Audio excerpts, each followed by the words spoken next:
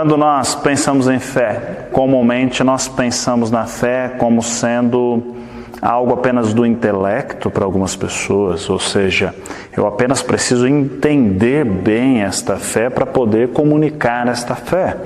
Mas há outros que pensam que fé é apenas os sentimentos, são as emoções, como eu me porto diante de Deus em relação ao coração. Se eu o amo, já basta. Não preciso nem entender aquilo que Deus está me dizendo.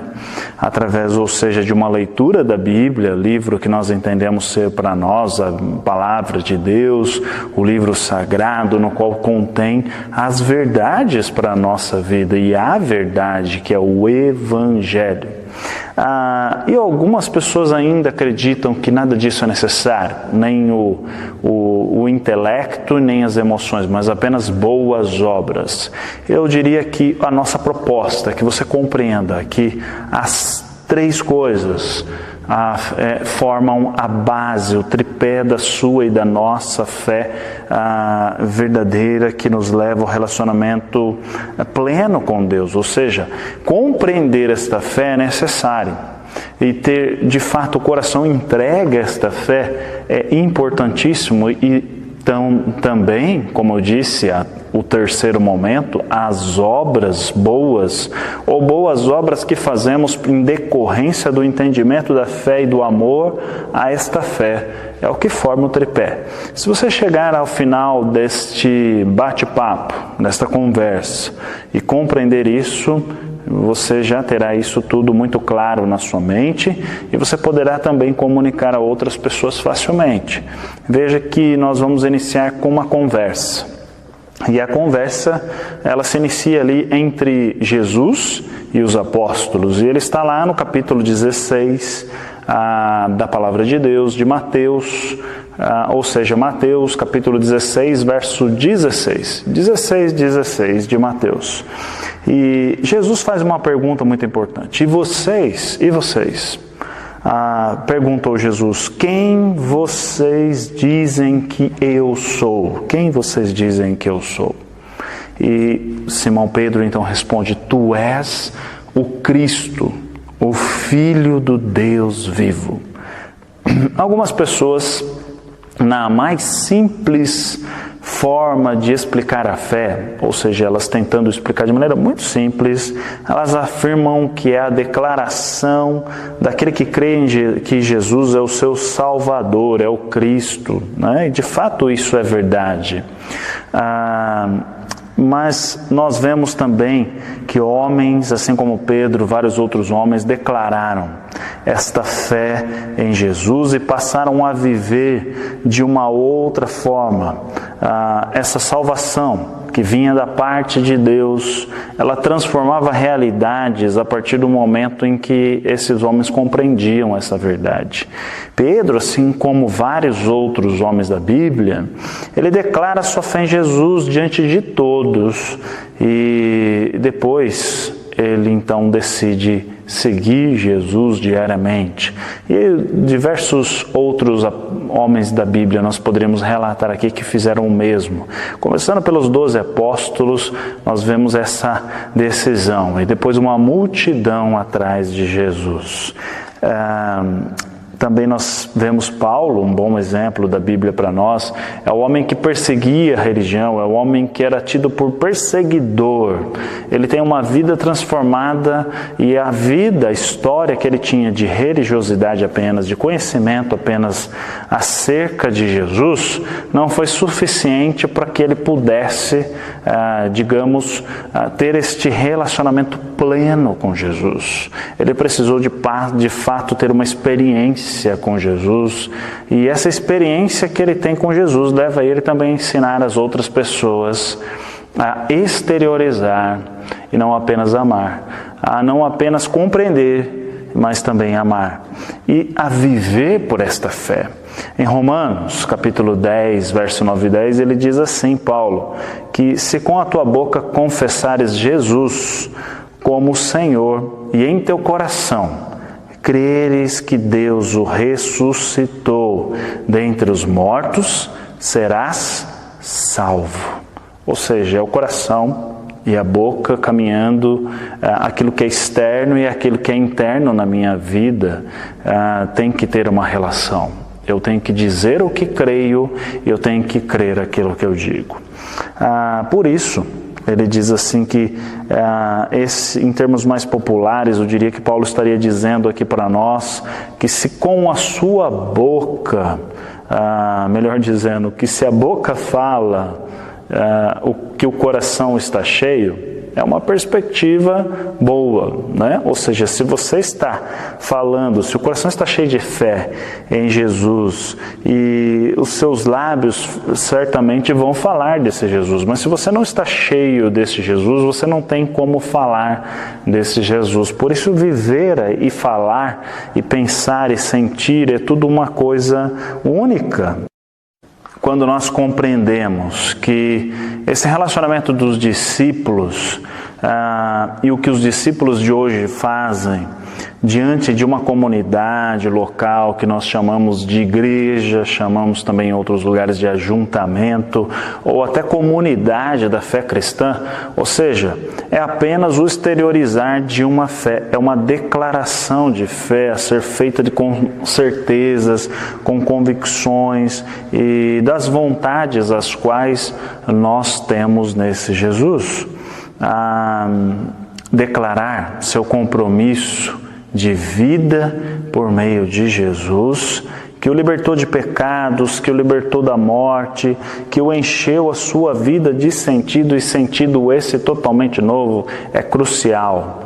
Por isso eu digo que nós devemos não apenas compreender o que tudo isso significa, mas devemos amar a esse Jesus quando compreendemos, e amamos Ele quando compreendemos. Quando não o compreendemos, quando não compreendemos o sentido real de tudo isso, de ser liberto do pecado, de ser liberto da morte, de ser liberto de uma vida sem sentido e possuir o sentido que crer em Jesus, que deu a vida na cruz e ressuscitou, é algo que nos torna totalmente livres e nos faz publicar, falar diante das pessoas. O ato de casamento é o melhor exemplo que você pode ter diante dos seus olhos, que o leva a pensar acerca disso. Exemplo, quando nós olhamos para a Bíblia, nós vemos também a Bíblia falando que nós temos uma relação com Deus de casamento. No Antigo e Novo Testamento, essa relação de aliança humana, ela é usada para exteriorizar, para desenhar, para nos mostrar como deve ser a relação nossa aqui na terra, exteriorizando essa relação com o Deus do céu. E ele então fala que o casamento que nós temos para com Ele é de agora para todo sempre. Mas para que a gente possa ter um casamento com Deus, vamos pensar um pouco na relação de casamento aqui na Terra. Vamos pensar que isso inclui escolhas. Vamos pensar que isso inclui emoções. Vamos pensar que isso inclui as suas vontades expressas diante de testemunhas e autoridades. O que eu quero dizer é que as nossas escolhas, elas são racionais. A nossa emoção, o amor que temos pelo outro, é algo que está aqui dentro de nós, mas a vontade de estar junto é algo que me leva a atitudes, e atitudes as quais eu não tenho vergonha de dizer para o mundo, e nem diante de um cartório, ou mesmo assinar documento, me comprometendo com alguém, pois isso é algo externo, apenas externo.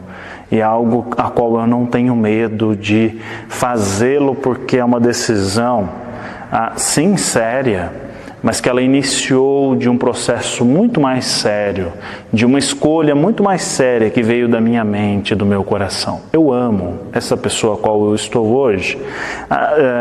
Nós amamos a Deus e por isso nós compreendemos de fato o que esse Deus fez por nós, e é algo que nos leva a uma escolha de caminhar junto a Jesus, porque Ele nos amou.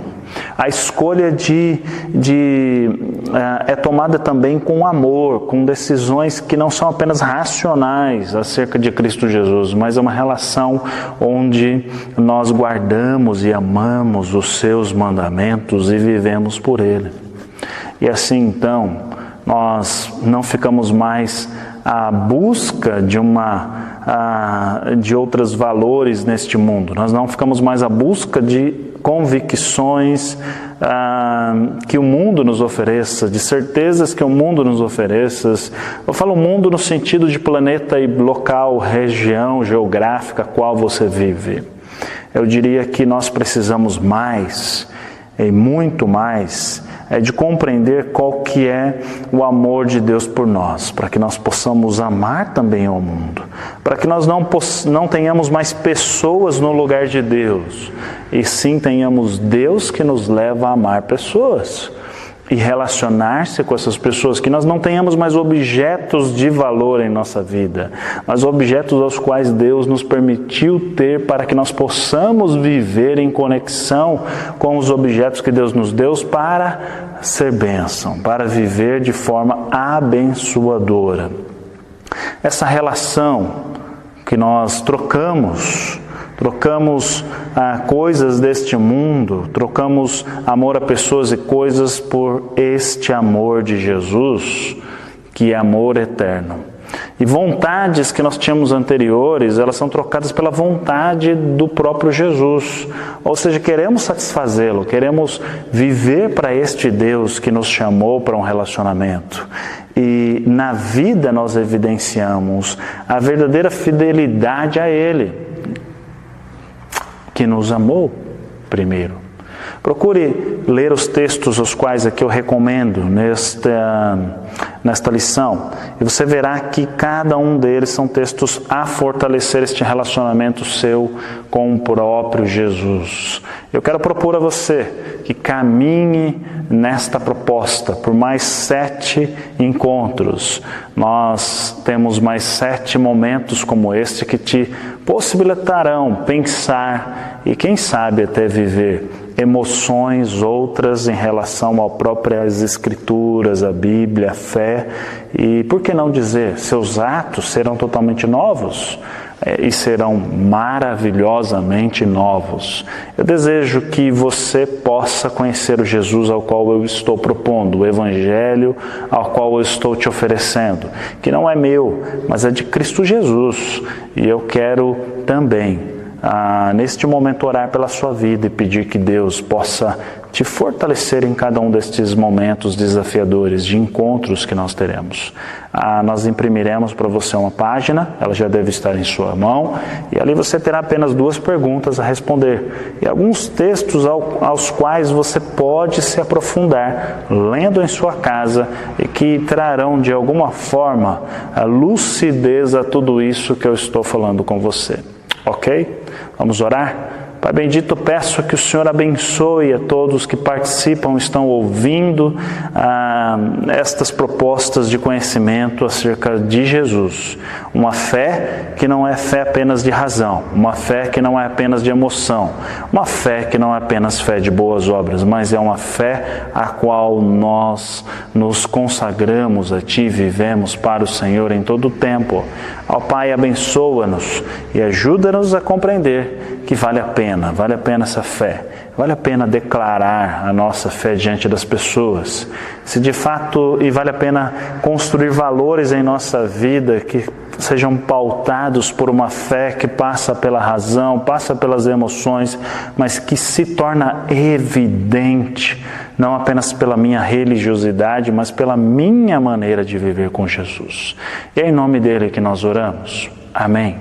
Você também é convidado a estar conosco nos nossos encontros de domingo às 9 e às 19h30 da noite.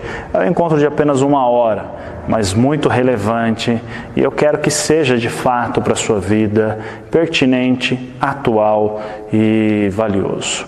Desejo que você se encontre comigo em breve. Que Deus te abençoe.